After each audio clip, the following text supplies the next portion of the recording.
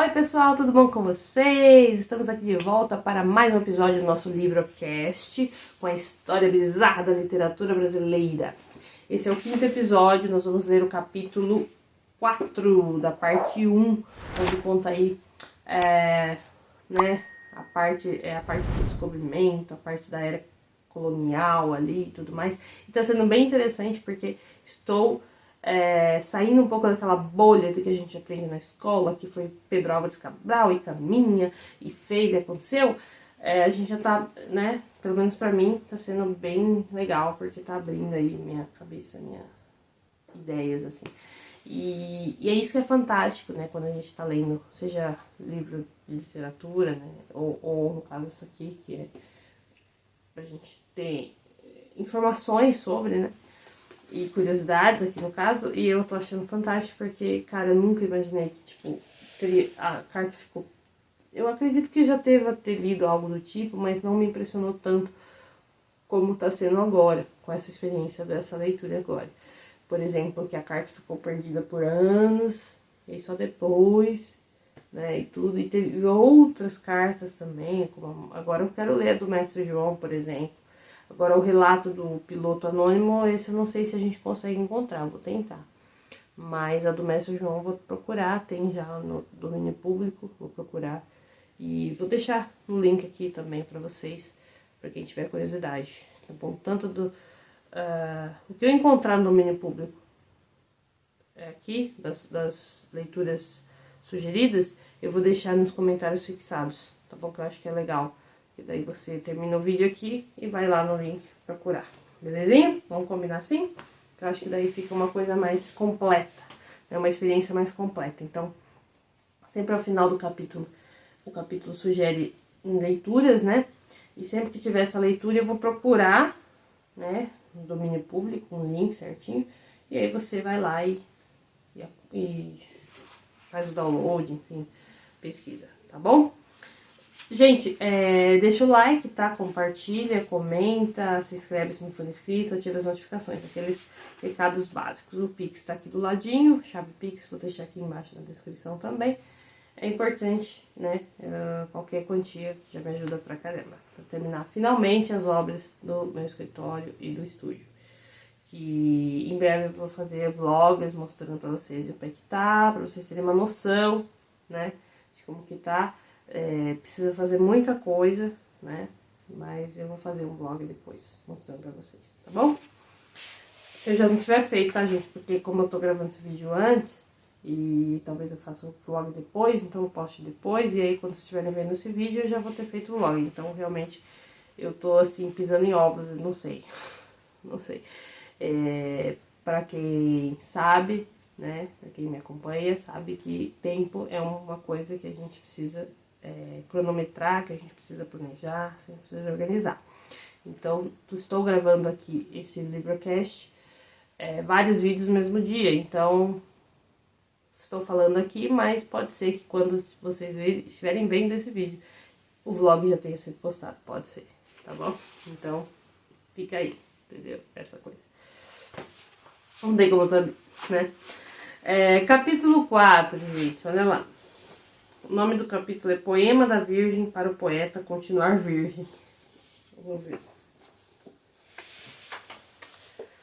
Era para ser só uma visita rápida à Basílica de Aparecida, no município do interior de São Paulo, ao lado do principal líder da Igreja Católica, o Papa Francisco, mas o cardeal Dom Raimundo Damasceno, presidente da Conferência Nacional dos Bispos do Brasil, teria se aproveitado dos poucos segundos de intimidade propiciados pela carona no papamóvel e feito um pedido que colocaria fim a um processo secular.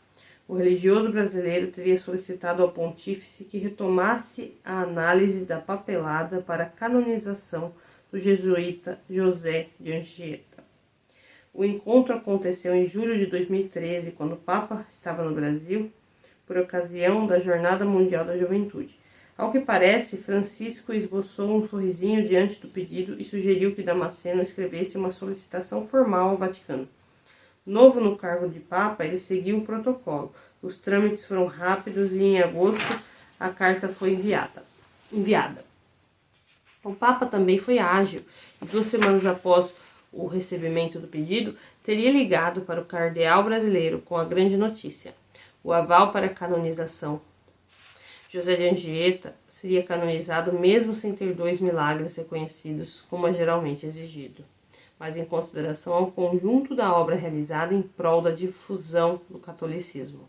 Considerado um dos primeiros poetas e dramaturgos brasileiros, Anchieta, um espanhol baixinho, aproximadamente 1,60, veio à colônia na metade do século XVI para catequizar os índios do Novo Mundo. Era integrante da Companhia de Jesus. Na época tinha apenas 19 anos, tendo permanecido por aqui até a morte, aos 63. Fundou cidades, igrejas e escolas. Liderou a catequização de tupiniquins e tamoios. Escreveu a primeira gramática brasileira, a arte de gramática da língua mais usada na costa do Brasil, livro no qual sistematizou a língua tupi, e até compôs poemas na areia da praia em meio a um levante colonial. Em 1563, ocorria a Confederação dos Tamoios, uma revolta dos tupinambás contra os colonizadores portugueses que escravizavam a mão de obra indígena. Diante do ódio dos nativos, da ameaça de invadir São Vicente e de uma guerra iminente, José de Anchieta, juntamente com o também jesuíta Manuel da Nóbrega, se ofereceu para ir negociar com os insurgentes. Apesar de Anchieta falar tupi, a ideia soou como um suicídio. No entanto, os religiosos não deram ouvidos aos pessimistas e na manhã de 18 de abril partiram de canoa de São Vicente rumo a Iperói, atual Ubatuba. A dupla de jesuítas foi recebida de braços abertos, mas não eram braços abertos cheios de amor para dar, não. Estavam abertos na posição de ataque, segurando o arco e mirando a flecha para acertar o oponente. Mal a canoa se aproximou, a tribo estava pronta para liquidar os religiosos. Foi então que Anchieta teria começado a falar em tupi, explicando aos chefes que estavam lá em missão de paz. As flechas se abaixaram, mas não tardou para que os dois fossem capturados e levados às moradas indígenas, para prosseguir com a discussão e começar a negociar o fim da revolta. Um mês depois, os missionários permaneciam sob o controle dos índios e nada de conseguirem colocar um ponto final no levante. Em São Vicente já circulava o boato de que a dupla fora devorada viva. Não era verdade. Diariamente os padres rezavam missa na praia e estreitavam os laços com os locais, ganhando a sua confiança. Não era suficiente. Sem sucesso, a dupla percebeu que talvez fosse preciso reconsiderar as exigências dos portugueses. Manuel da Nóbrega então pediu ao chefe da tribo que o libertasse para conversar com seu povo para conseguir uma nova proposta. O chefe permitiu, mas acrescentou uma condição: Anchieta ficaria. Anchieta permaneceu sozinho no meio da mata, refém dos índios, enquanto seu parceiro ia em busca de uma nova proposta. Já não temia a violência, afinal era amigo da tribo, mas começou a preocupar-se com as tentações carnais. Diante de tanto nudismo, o padre passou a ter medo de se entregar a uma das índias que desfilava pelada diante dele. Perante o iminente pecado, Anchieta teria feito uma promessa: se Nossa Senhora o ajudasse a resistir, ele escreveria o poema mais bonito já feito em homenagem à Virgem. Sem querer esperar até o retorno para começar a cumprir a promessa e talvez para encontrar uma atividade para se distrair das índias nuas, Anchieta começou a escrever as primeiras linhas ali mesmo, na areia da praia onde estava.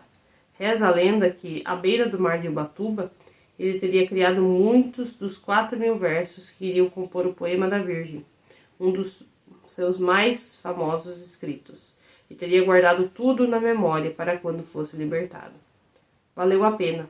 Depois de 5 meses na mão dos índios, José de Anchieta foi solto sem cair em tentação. Mas este não foi seu único êxito. Com o retorno do jesuíta Manuel da Nóbrega, o padre também conseguiu um acordo, e os índios, diante da promessa lusitana de que os tupinambás escravizados seriam libertados, prometeram não invadir São Vicente. Foi selada a trégua e o padre retornou, virgem, a São Vicente, para escrever o poema que prometera a Virgem. Então, as leituras sugeridas aqui é Poema da Virgem, né, do José de Anchieta, de 1954. Aqui, né, tem uma edição de 1954. E a arte da gramática da língua mais usada na costa do Brasil, também, né? Só que é de 1595. Vou tentar encontrar e colocar aqui no comentário pra vocês, tá bom?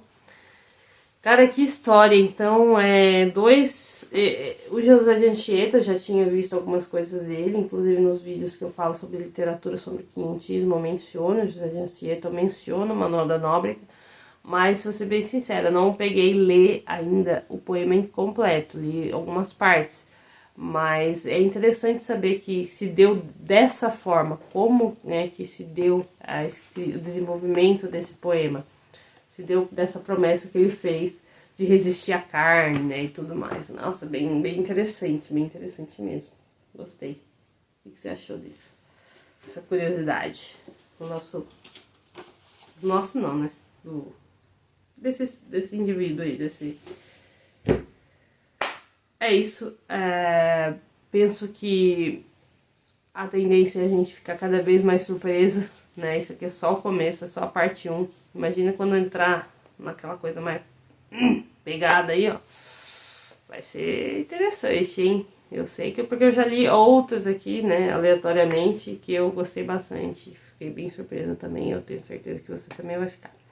É bem legal você comentar aqui a ponto da história, né? Da curiosidade que você achou mais legal, enfim, eu acho que é uma troca legal que a gente pode fazer ao longo aí dessa aventura, tá? Então conto com você e muito obrigada por ter ficado até aqui. Não esquece do like, de compartilhar, de comentar e fazer tudo, tá bom, gente? Um beijo, até o próximo sábado com mais um episódio do nosso LivraCast. Aqui é a Luísa. Beijo, gente. Tchau.